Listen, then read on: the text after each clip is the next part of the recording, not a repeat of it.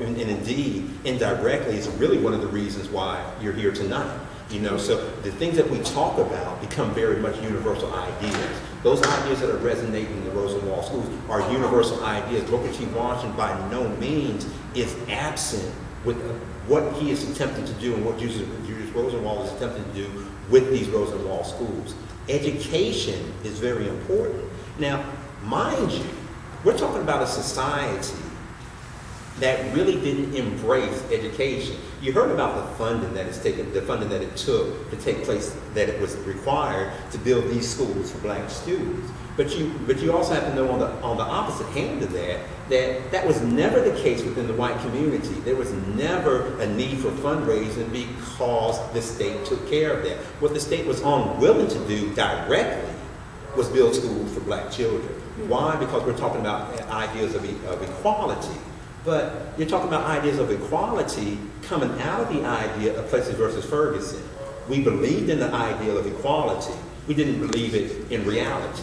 And so we like to talk about ourselves as a nation where we believe in particular principles, and we do. But we've always struggled with taking our principles and making them our reality, especially during the turn of the century. So these ideas become very important, and it is helpful for us to understand these particular ideas and these particular notions. And so that's just a brief, very brief introduction into what we're talking about. Once again, I didn't want to talk too much, take too much of your time. I wanted us to be involved, but please, once again, thank you very much. And you can ask me anything you like, any questions that we get concerned with. But I'm a huge fan of Booker T. Washington. Not a number of people are not. I'm a huge fan of Booker T. Washington. Both his public persona and his personal persona. And they're slightly, and they're distinctly different. What he does personally is to make sure that he can keep Tuskegee Normal Industrial Institution running. And if he challenged white society, what that put at stake was the funding that it took to maintain the institution. So publicly, Washington never talked against the fact that race and prejudice discrimination existed in American society. He said that's not what we were charged with. It's not a political argument that we need to involve ourselves in. It's the social and economic aspects of American society that black people need to tune into. Don't worry about the fact that race and prejudice are available and are really present in American society. Deal with these things to make ourselves more productive. We can come back and address these other issues. When did the state actually start funding schools then for African Americans? We're talking about really after Brown versus Board of Education in 1954. And it takes some time. And so we look at this, and once again, how this reflects on really what is going on in North Carolina directly, because this is where we are. It is after Brown versus Board of Education that we go back to embracing the ideal of integration. Once again, 13th, 14th, and 15th Amendment coming out of this antebellum period, 1800, 1865, coming out of that period, that reevaluation, that readjustment of the Constitution gives us the ideal of integration. Really is the American principle, the American idea.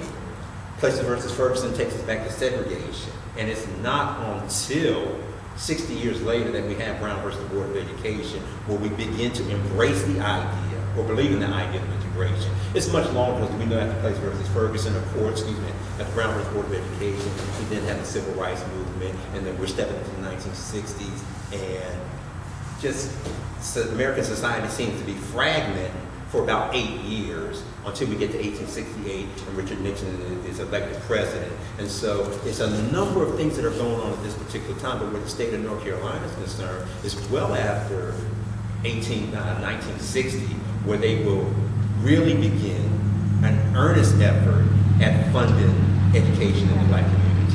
Right. Yeah. Right. And probably even later, do you think, for Pinter County?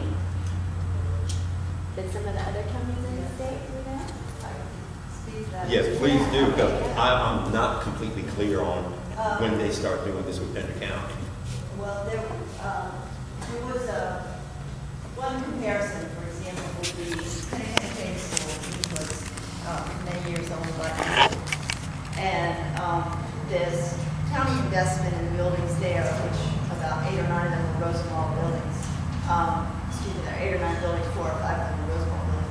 County investment in that total was about $6,000.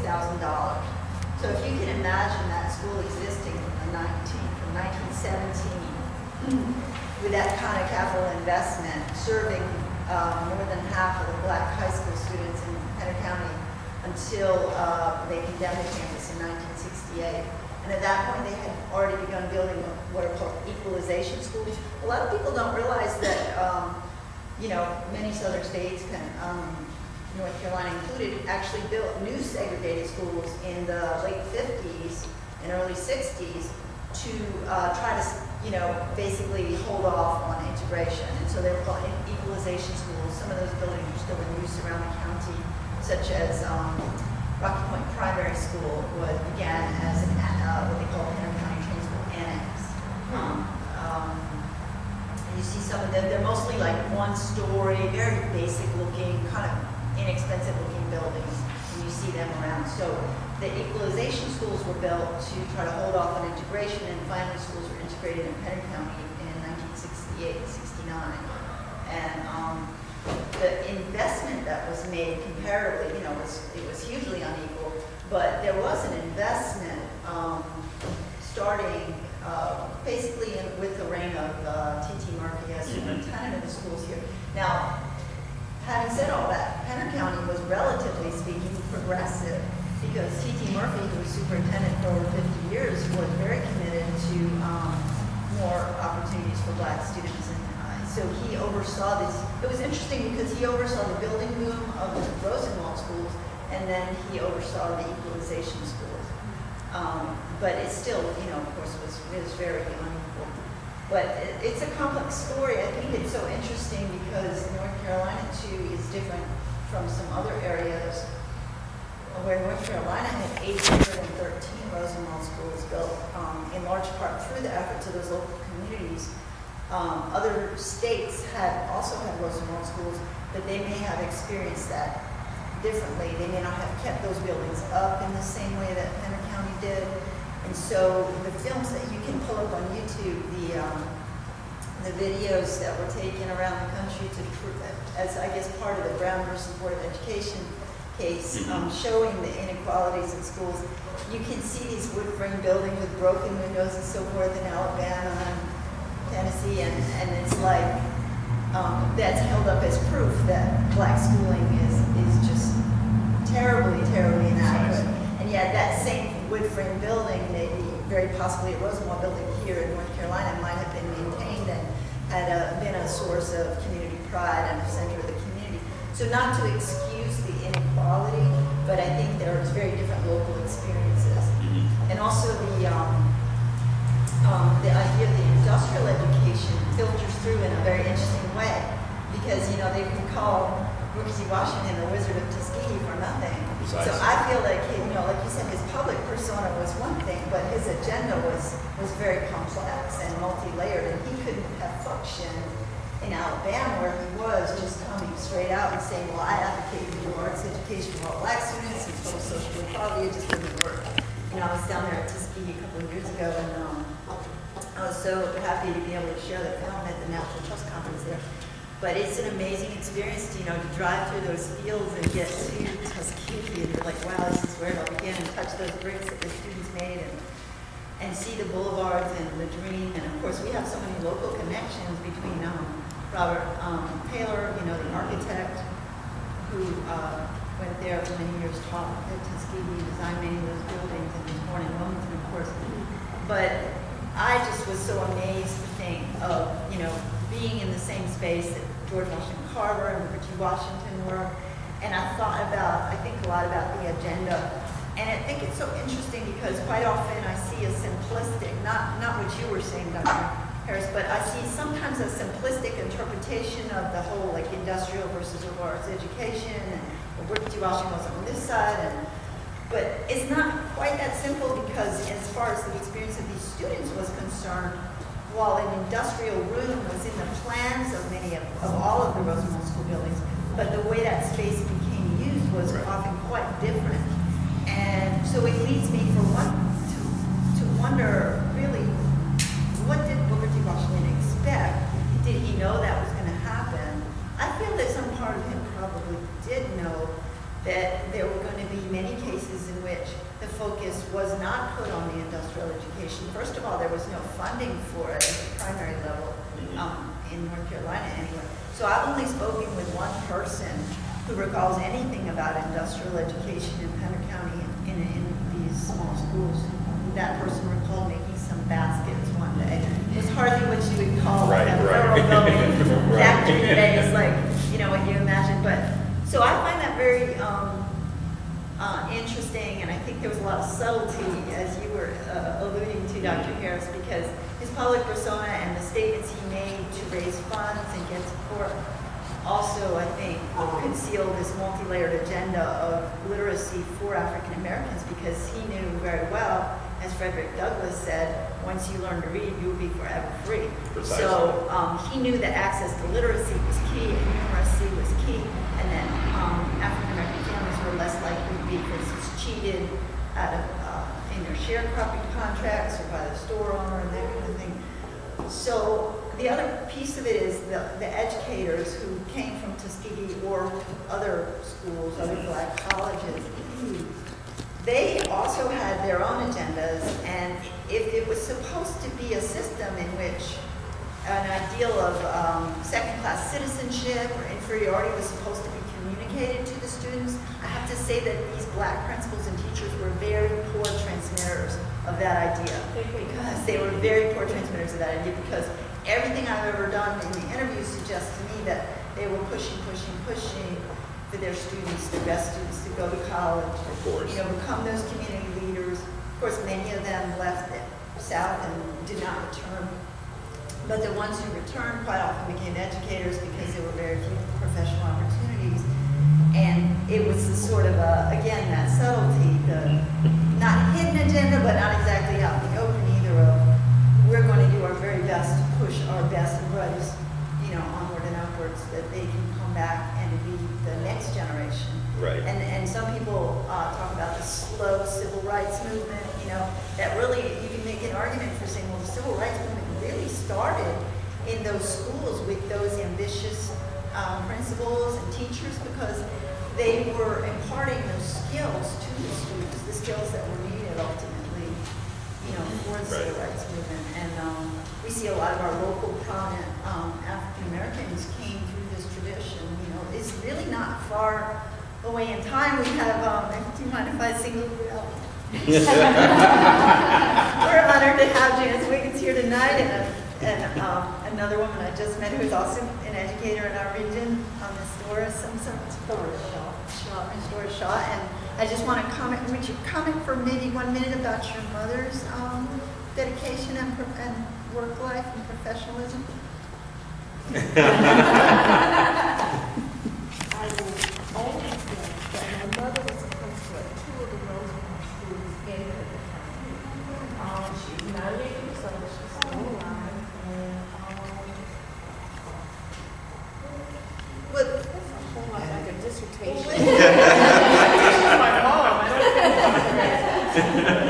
don't what kind of, well, let me ask you this. What do you think she hoped for her students? Well, she retired from Rose Rice School in Gwinnett County, so it was that push for you to go on further education, all of the after school, coaching, lecturing, tutoring, much of what she was saying.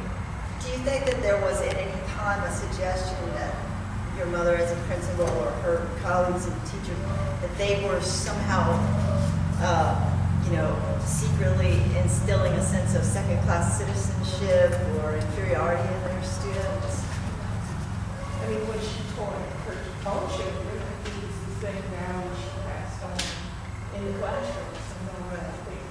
So that's where it breaks down, I think, because some people will make, and I have read those books, I'm sure you have too, the scholarship that argues that, you know, there's a book called Schooling for the New Slavery, or something. I'm forgetting the exact title, but, and there are some scholars who make that argument, but I think it really breaks down when you talk to the people who were living in that time, experiencing that. Because I almost get the feeling sometimes that these scholars never ever talked to anybody who attended the all-black schools, because it was a constant push for achievement. Yeah, so they got their Right. interpreting.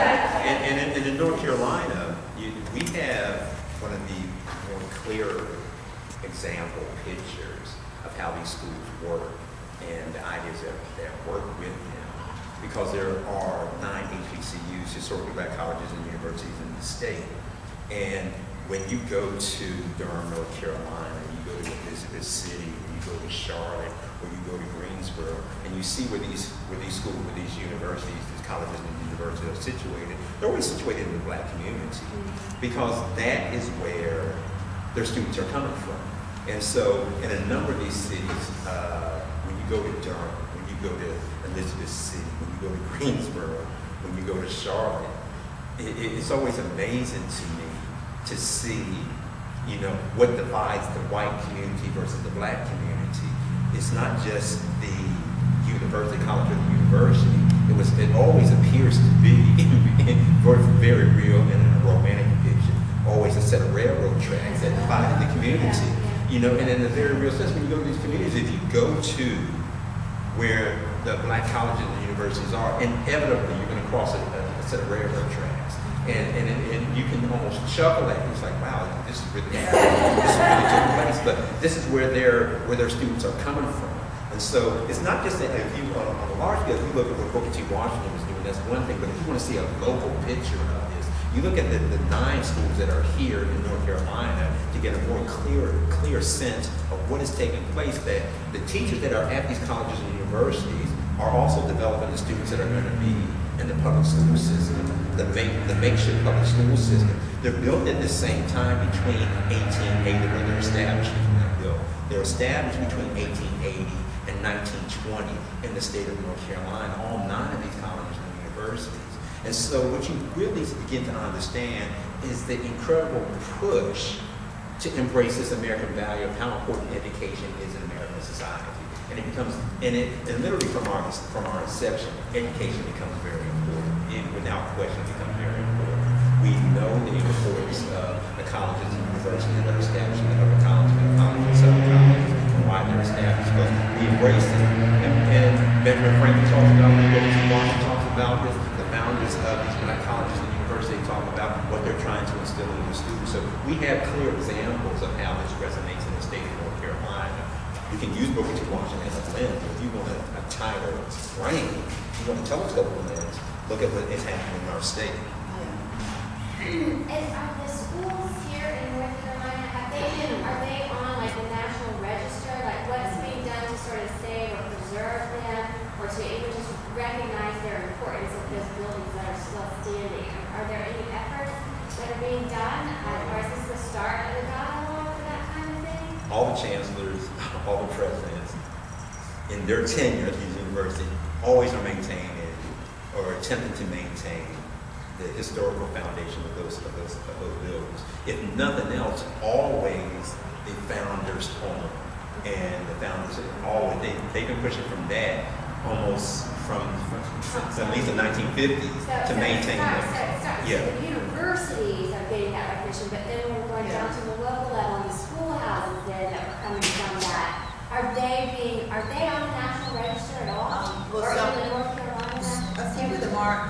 The State Office of Historic Preservation has started and is ongoing. It's a survey, but it's a volunteer survey. So volunteer surveyors in the field, like myself, others will get information about a site, send it to the state office, and they put it online.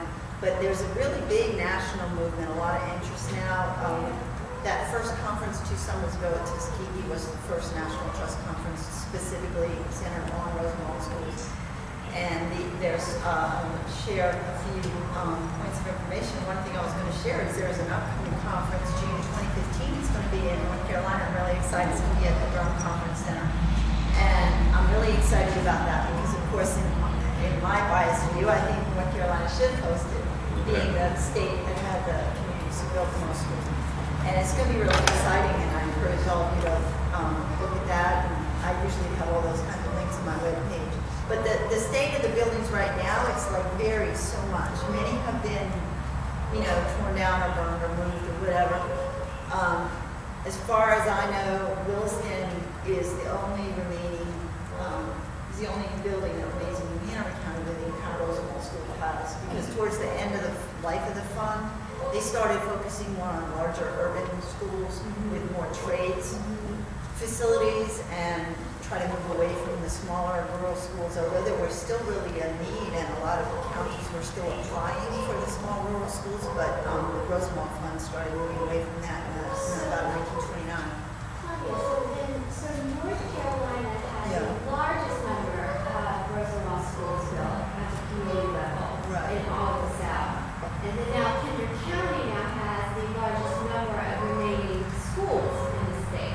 That's my argument. The state office has, Claudia Brown, actually, that's her name, the state office, and she thinks that's probably the case. We've talked about this a number of times. Guilford County had the most schools built, and I don't know if they've surveyed all of them and stuff, but Pender County, and I have slides if you want to see them, of the buildings that are remaining, but, is there time for that? Do you want to see I have a that? question. I'm a bit confused. When you say industrial education, is this a true statement that that would be like agricultural, advanced agricultural techniques, carpentry, things that you would be electrician? Yes. Is that what you mean by industrial? Yes. Okay, so that was Booker T. Washington's approach to the whole thing. And I just recently finished reading a biography of Benjamin Franklin. I agree with what you say, because he was the champion of the middle class. Without question. And self-improvement. And, he was also a great scientist and everything else. But, okay, so, but you're saying when the teachers actually got out of the Rosenwald schools, they didn't really teach the industrial. No, they did. Oh, they did? They really did, but also in fashions. And once again, you'll see the large arguments and how those arguments are adjusted on a local level. In the case in point, when we talk about industrial education, the strongest national advocate for industrial education is Booker T. Washington. As I was saying at the beginning when I had up here, the opposite side is a liberal arts education. Radical in that this is what W. Du Bois is asserting.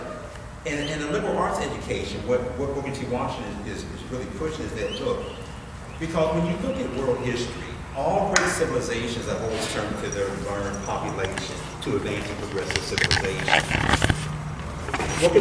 W. Du Bois wasn't a big advocate of Booker T. Washington because of that industrial education. He wanted a liberal arts education, and in liberal arts education, much like you see with the general studies at the University of North Carolina, Wilmington, you learn as much as you can about as much as you can become a well-rounded person. You come up with the ideas because it will be, as W. Du Bois looked at it, would be that 10% of the black population that was going to colleges that would come up with the ideas to situate blacks into American society. They would come up with the ideas that would progress and elevate black society within the context of American society developing.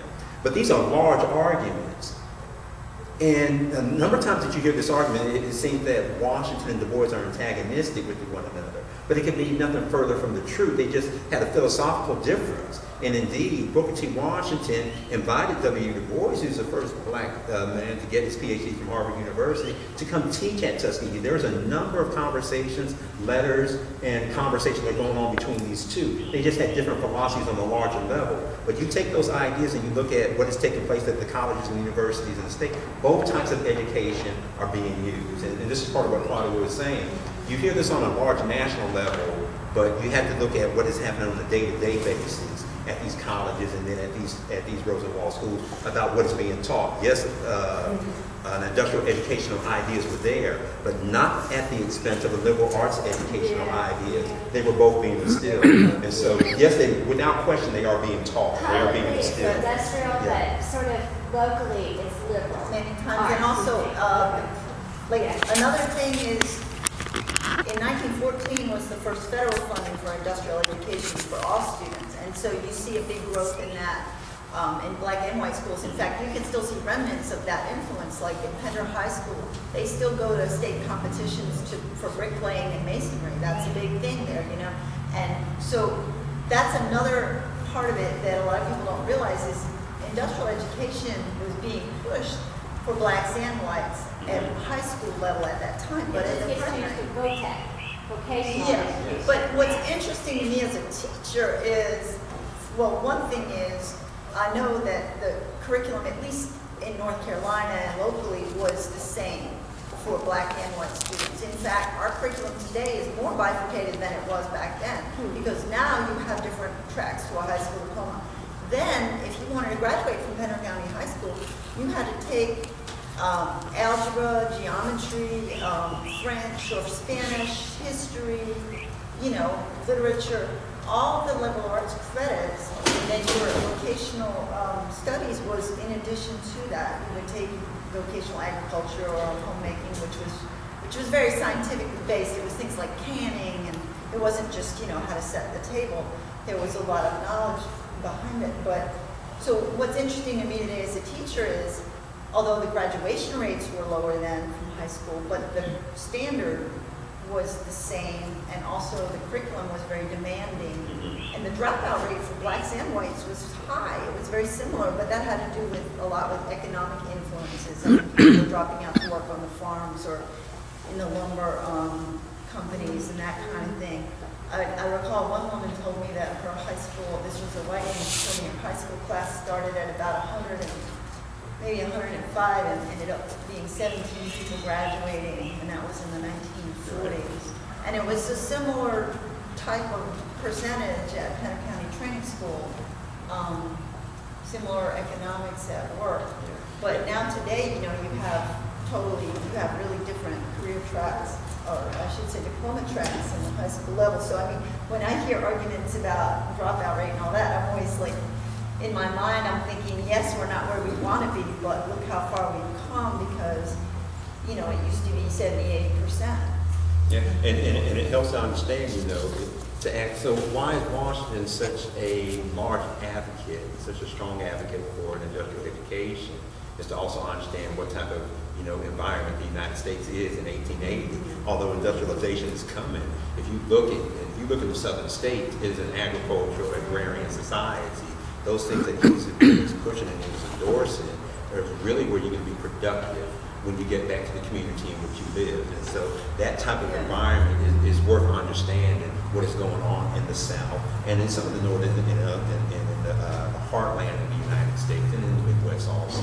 That we're just an agrarian society. We're changing, but he said the best way for blacks to become, you know, productive members and to progress are to work in those things in which is available in the communities in which you live. And it isn't you know, that those industrial arts out there. And the way that they gave back was really very specific and tangible even today, because my vision is colored by what I've learned. And I drive around Pender, I see these certain kind of wood frame houses, and I know that that's one that S.C. Anderson built with his students. And he built hundreds of structures and landscaped hundreds of properties in Pender County. And we graduated from Hampton Institute, which was Booker T. Washington's alma mater, so it really had that ethic, that self-help ethic. Right. But again, that was against the backdrop of that demanding academic curriculum as well. So they were learning the Pythagorean theorem by doing house framing and rafters. Right. But at the same time, there was an expectation that if you wanted to graduate, you were going to go and take that algebra class as well. Right. There was no two-track curriculum. So it's did that- interesting. Did that help you? Yeah. So are you reading his autobiography, Ben Franklin, or something like that? Okay, yeah. Oh, excuse me, yes. I don't know where to start. This is a little bit off tangent. I came to Pender County in 1979. Outside agriculture. I like that. Yeah. And I encountered something that was really interesting to me, and I wonder if you're aware of it being brought up. The Rosenwald schools were in the process of being abandoned, and kids were being moved to the new schools, but the Rosenwald schools became community schools, whether officially or not officially.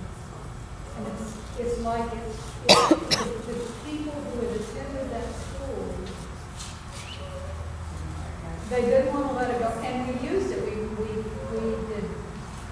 We had daycare centers that went from sun to sunset. We had exercise classes. We taught drive. I thought 25 people drive, got their license. Nearly wore my car. But it's what I'm coming back to is that W. Booker T. Washington thing, because that's not all we were doing. Right. We were